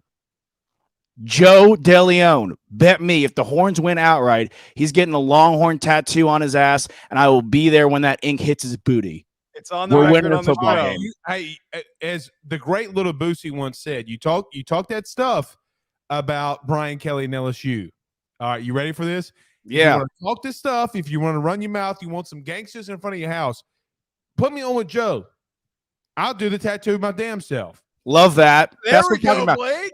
Here's what I'm talking about, Ruffino, and you know this, Ruffino. Let me tell you this, and we're not sponsored. We're brought to you by Copenhagen Mint. Josh is so mad we had him sitting in the waiting room for so long. I could just. Well, let me say this. Josh, Yes. I'm sorry. No, you're good, Ruffino. Anything for you, baby. Professional-wise, I am sorry. I apologize. You're good, cuz. I'm just throwing in a lip, watching my boy on College Game Day. We're chilling. Here's the deal. All I know is Your swag, I got to give you this. Yeah, Your the drip. swag's on 10 right now. I wore this vest every game day, never washed, never missed a game day in college. Here's the deal, Ruffino. You know where I was with this vest on? Where? What was the best college football team you've ever seen? Y'all shot that goddamn cannon through a Joe Burrow jersey and he clapped those cheeks. He did not clap those cheeks. That was the toughest game y'all played all year. No, And that's a better football team than this Bama team. no. Yeah, what was No, that is not a better football team than this Bama team. I don't know if I would go that far. What are you smoking? Hold on. What are you smoking, Joe? No. You're How drunk are you over there in Marina Del Rey, California? I'm not saying this Alabama team's like vastly better than an LSU team, but like you're acting like this Alabama team's a bunch of bums, brother. They're not a bunch of bums. You've got a defensive end who might be a Heisman candidate. You can't talk about this team being, like they're like Best receiver in the NFL, maybe Justin Jefferson, followed closely by Jamar Chase on the ones and twos. Well, Josh, let me say this though. Let me say this. Burrow went to the Super Bowl, They DeLeon. were good. They were good for different reasons. Well, LSU fans are going to kill me on this. Here's the difference. Alabama's more complete than what LSU was because of their defense. Is that Yes, fair? That's my point. Fine, but Todd Orlando, if he wasn't smoking crack on the sideline and blitzing on 3rd and 17, we would have maybe won that football game. Here's the deal. No, Joe talked about it. Y'all put his daddy up in the nosebleed. Y'all disrespected his daddy. Yeah, damn right we did, and I hope we disrespected Bryce Young's family too. This is not a joke, dude. Coming to our house, 20-point dogs. If the United States hockey team can beat the Soviets in 1980, we can fucking win this football game. Josh, let's be realistic here. Look, Quinn, we talked about this earlier. Quinn, Xavier, Bijan, great football players. You got a bunch of nobodies on the offensive line. Yes. You got a bunch of nobodies on the defense. Oh, God. Who is going to come after Bryce Young? Who's stopping Jahmyr Gibbs? You're going to give up 200. How many rushing. goals in the NHL did Mike Ruzioni have? Lord knows, but he beat the Soviets in 1980, and if he can do that, so can we. I think it's a little bit different of a battle, brother. This is a bunch of 5 stars against a bunch of bums. You got a bunch of. It's not about the 5 stars, Joe. It's not about the stars, dude. Kind of It's applies about when Alabama's playing. It's about the 6-star player, the guy who's got the intangibles that you can't see. All right. In all seriousness, how do you think Quinn Ewers does? In all seriousness, how do you think Quinn Ewers does? Okay, here's the deal. I said this. Anderson is the best player in college football. No doubt in my mind. We all can agree there. Get the ball out quick. Don't give him any time to play in the defense. Easier said than done, but get the ball out quick. Look, we have Worthy. We have Whittington. And of course, we have Bijan. Just get the ball out and get it in their hands in open space. Get Bijan working in the air. Get him in the flats. We can win this football game. Probably not. Experts say doubtful. But it's hot as all get out there. Listen, I've never bet on Alabama. Let me tell you what makes me want Texas to lose so bad. These damn Twitter spaces with Texas fans is horrendous. I've never rooted for Bama. Don't. Why would you root for Bama? Hey, let me ask you this. From a Texas fan's perspective, does this put a little bit of a measuring stick of you guys entering the SEC? And Here's the great question. It's a great question, Blake. Sure, it does. But you know what? As fans and analysts, we can worry about that schedule. We can worry about the recruits. Let the football players and the coaches worry about one goddamn game, 4 quarters today. Not who's in the stands, maybe being a recruit. Not the schedule coming out maybe in 2-3 years when we go to the SEC. Worry about the football game today. 4 quarters in your house. They are coming in to disrespect you. They're coming for blood. Damn right. So let's show them that so you come back and give them some blood. Hit them. They're playing Georgia today. They're not playing Texas. Bama is going down. All right, so let me ask you, because Joe said that he didn't put a bet on for you guys. Joe is a joke, dude. If you What do guys we win? lose, are you gonna get an LSU tad or a Bama tad? Like Hell no. We're 20-point dogs, Rufino. I'm not an idiot. He's buying me drinks next Thursday when we're going out. That's I'm what not buying you Squatini. How about that? Come Deleon? on, man. I wagered a tattoo. The least you can do is buy me a beer. Fine, I'll buy you a beer, you sucker. All right. Okay. okay, I want a 6-pack shipped to my house. Yeah. Oh, actually, I want a new Bleav hat. You want a new Bleav hat? Oh, we got to get one of You the can fancy listen. ones. I'm not in the merchandise game. You could take that up with Hoostenstam. He's got you a new Bleav hat. over there. Hit up Or Cam Weinberger. Rogers. Yeah, Cam Rogers getting you a new Bleav hat, Rufino. I want some AYS swag. How about that? I'll give you my address. What? Hold on. What size do you wear? Hold on. These days, look at this shit, dude. I'm a fucking XL practically. All right, you want an XL? Hey, No, give me a large, dude. I need a show of the arms. Give me a I large. need the motivation. Shut up, Joe. Josh, you know I got to write this down, or I'm gonna. I know, dude. I love y'all's show. Fucking Rattler's gonna be transferring after this game. Arkansas make him transfer too. Hey, listen, I don't agree with Yuva. It's not going to be a 7-point game. Arkansas is going to clap those cheeks. Clap those cheeks, dude. They're gonna take him to the Topo Chico factory. Clap those cheeks, bro. Blake, I Here's think we the need to- deal. Arkansas on the line is lethal. Pittman's a great coach. Great He is a coach. good coach. You know what he is? He's the opposite of Ed Orgeron. Fair. Tell me he's not the O-line version of Orgeron. He is. No, he is. He's a football guy. That's what he is. Everyone rallies behind him. I'm gonna tell you something now. They're gonna come out there. Look, people think Cincinnati's a bad team from last week. Cincinnati's one of the best coach teams in the country. They're gonna go out there and they're gonna beat the shit out of South Carolina. I'm telling you. Hell yeah. It's gonna get bad. It's gonna Hell yeah. I mean, first of all, my moral lock of the week was Arkansas -6.5 against Cincinnati.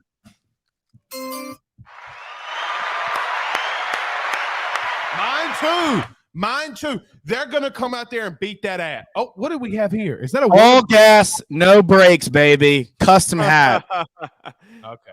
All right, Josh. Listen, we'll let you out. He's got to get to his tailgate. Are you done with us? Like, you ready to go this? My Uber's going to be here in 2 minutes. I probably got to head down, but all I got to say is this, Blake, you're my boy. Love you, bro. Joe, I give you a lot of shit, but you're my boy too. I'm praying for you today. We don't need your prayer. We don't need your sorry ass prayers, De Leon. God can't save us. Only we can save us, bro. I'm praying for you. That's all Football I'm gonna players, say. 11 men on the field. Look, we had a special teams touchdown and we had a defensive touchdown, and that's very uncharacteristic of Texas football. And if we get a miscellaneous touchdown in the first half, anybody's game. I'm telling you that. And well, Sure. you better be praying to the fire god from Game of Thrones, because that's the only chance you got, dog. Little Game of Thrones reference. Lightbringer. We are about to Arya Stark, Nick Saban. Right there, boom. Done. I love that reference. Thank you, bro. I But you're tried. about to get Ned Stark. Yeah, You're gonna get Ned Stark. You're gonna get Ned Stark. we might get Ned Stark. Gentlemen, all love, peace, and blessings. Enjoy. Good luck out there. Drink up. All right. All right, Joe, you want to wrap this up? Yes. Ooh, that was chaotic. I love that though. He was texting me out the ass. I gotta get to my party. I gotta get to my day drink. Where he's like, I gotta leave by 8:35. I gotta, because the tailgate's more important than actually watching the game. How much of the game you think he's gonna watch? Oh, well, that's a big LSU thing too, brother. I But- mean, look, that's a big LSU thing too now. Well, the watch I parties can't are do- big, no, but the watch parties are fun. But my point is that, like, that's all he's got to look forward to today. Yeah, Like, you're there because for they're 10 making- minutes and then immediately it goes downhill because Yeah, they're going to be get their smoked. cheeks clapped. Look, Yeah. Joe, listen. Okay, this is what I want. I'm not going to put it on the AYS site. I want a Bleav shirt that is sponsored through AYS that says Okay. they're getting those cheeks clapped. Like that's what I want. Brother, Pooh I Bear, will, do get you that, approve? I will hook that up. Producer Pooh Bear, do you approve? Should we make a shirt? I don't think he's got his headphones on. I'm Um, texting Cam Rogers right now. I'm going to get that. I want a shirt that says they got those cheeks clapped. I think it's appropriate in today's society. All right, Joe, let's do this to wrap this game up Yes. wrap this episode up because we got about 15 minutes or about 5 minutes. Vandy versus Wake Forest. Listen, let's go down the rest of these SEC games because I'm going to get to you about your LSU Brian Kelly hate. Okay. That's next. Vandy Wake Forest. Listen, I had no reasoning. I took Vandy plus 2.5 wins. I think they'll get to 3. This game's going to be a lot closer than people expect. Let me tell you something about Clark Lee. Yes. Clark Lee, You don't need to tell me about Clark Lee. I know about Clark Lee. dude, I listen to me. I'm telling you, this game's going to be closer than people expect. What do you? I mean, look, I can't believe we're talking Vandy, but So I made some nice change taking Clark Lee to cover against Hawaii week 1. Everyone was like, oh, Hawaii covers against the spread in week 1. I'm like, that's stupid. Clark Lee's a good coach. He's going to get his team to rally. They're going to smack Hawaii. No, I agree. This might be closer than people expect, but man, Wake Forest, dude, that is like a weird program that they just get everything behind themselves. Sam Hartman is back. So that's the only thing that they've got working against him. The guy's coming back from a medical condition. His teammates, his boys are going to rally behind him to put out a good product on the field. all right, I can live with that because I still think Vandy is 17 Underrated. seasons away. Yeah. But they are underrated. I'll give you that. At State at A&M. Let me tell you something. I wonder if we get a Max Johnson sighting today. Like You're worried about Haynes? Greatly. Brother, he wears his helmet looks like he's old boy from Honey, I Shrunk the Kids. Dude, let me tell you He's something, got Joe. the bubble on. Well, if there's one thing I know, look, Uh-huh. I'm married. I have one kid, another one on the way. If there's one thing I know, it's bad offensive play. Like college football offense is my life. Haynes King is ass. I More wonder. athlete than quarterback. Well, yes. Maybe he's not ass. Let me. He's not good enough to get them to where they want to go. Right. Max Johnson is. I've seen it firsthand. Yeah, is there a little homerism with that Max No. Johnson hype? I know, No. I'm just kidding. No, I mean, because here's the thing. Everybody hates Max around here because Right. he transferred. Yeah, Max can't do any worse. right.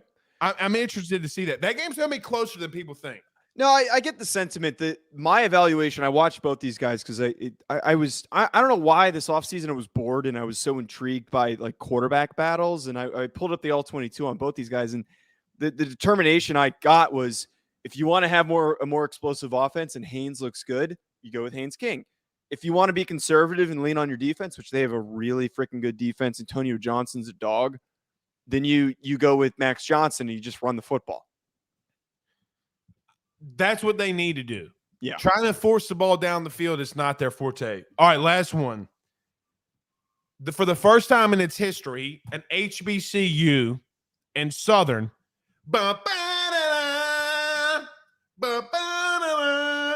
comes to Baton Rouge. They're already in Baton Rouge. I know Brian Kelly's getting a lot of hate. That game's not on Brian Kelly. Joe,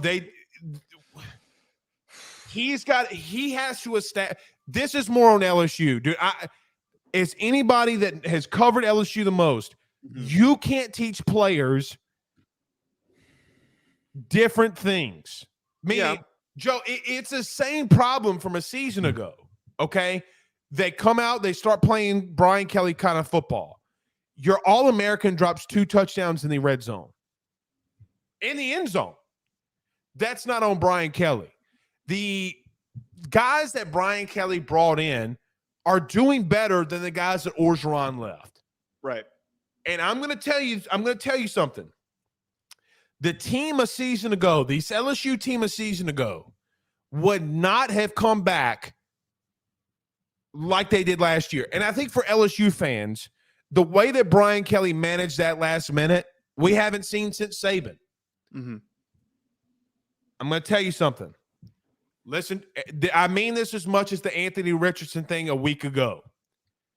The best thing that could happen to LSU was losing last week. I'm telling you. I know you don't. You're not a big Brian Kelly fan. No. But go ahead. So a couple of things. First of all, watch out on for Southern, man. They won 86-0 against a Cemetery, Florida Memorial. You know, they're a little bit of a sleeper here. I'm obviously kidding. No, you're not. No, I'm actually kidding. It was just hilarious that they won 86-0 against some an NIAA school. I don't know where that is.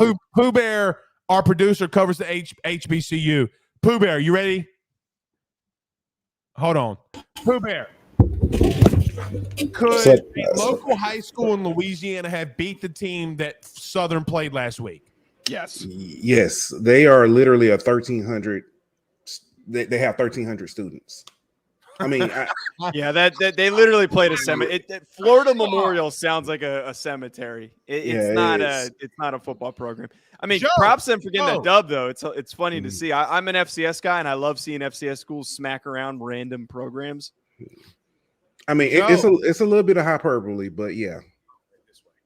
Joe, we got to Bleav HBCU host, LSU host. Let's talk after. We need an HBCU show. Seriously, we need to make that happen.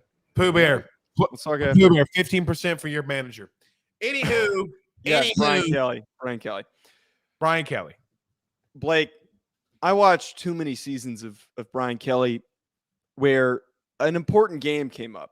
You know, a game where it was a recognizable program, a ranked opponent, and a game that they should have also won oftentimes. Notre Dame always just looked unprepared. They looked flat, and I felt like I was watching Notre Dame South. That's what I thought I was watching on that game. Okay. I got those same senses, those same flashbacks, the PTSD of, oh my God, this is literally the same thing that I just watched for the past decade. And I think the firmest evidence that we have that Brian Kelly cannot properly Jesus, I drank too much of that tea. Properly prepare his teams for big matchups is that Brian Kelly leaves. Marcus Freeman rallies his boys against Ohio State, and they come to at least fight. And Ohio State overmatched them offensively by like big time. And that was only an 11-point game. Marcus Freeman was able to get the job done. Something that if that was Brian Kelly, that would have been a 30-point loss. That would have been a 28-point loss, something along those lines. I'm not saying for LSU fans that you need to freak out now. And I also don't agree with the sentiment of, Brian Kelly went there to get his buyout and so he could retire and all that crap. I think that's a little bit extreme. But you need to be on alert. You need to be on alert after that game. I think you need to at least be worried. He is capable of producing good results, but the fact that you guys haven't even played an SEC game yet and you're already losing, the Florida State's a poverty program right now. Like, that is not a good program right now. Well, here's the question. Are they? After what you saw? I am more concerned with LSU than I am high on Florida State. The only thing is Florida State, offensively, they're a mess, but Jared Verse is a dude, and like you guys couldn't block him, and former Albany CAA player. I'm more worried about LSU. And it's the optimistic outlook.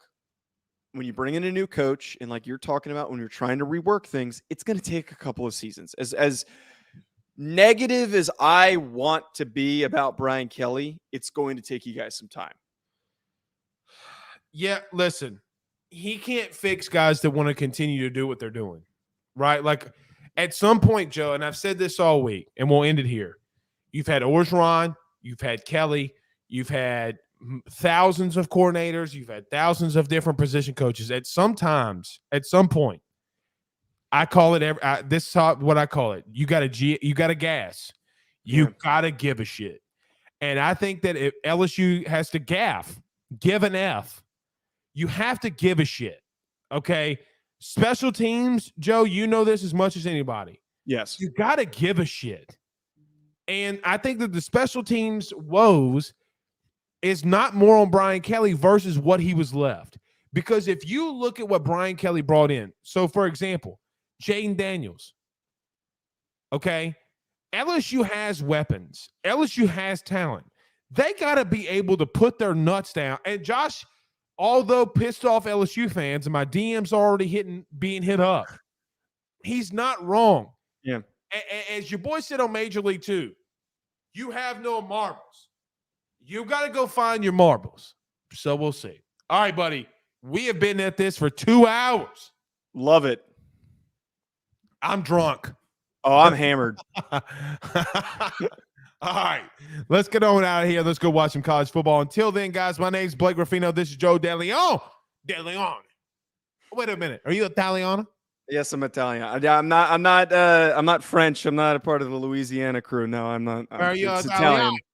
Yeah, wait, you're Italian too, Ruffino, right? Yeah, that's an Italian. There we go. Flawless. Wait, before we can hop out, where's your family from? We got to establish that. I don't know the exact city. It starts with a V. It starts with a V. I can't ever say it. Okay. So like if you have like a big city, like Rome, yeah, they're like on the suburbs outside of it, if that makes sense. Okay. I'm a little more southern, but I know what you're talking about. No, we have a political atmosphere. Italian boys take SEC. True. People want to be Italian until they get shot with a Tommy gun. Exactly. All right, guys. We're out of here. See y'all next week. Later.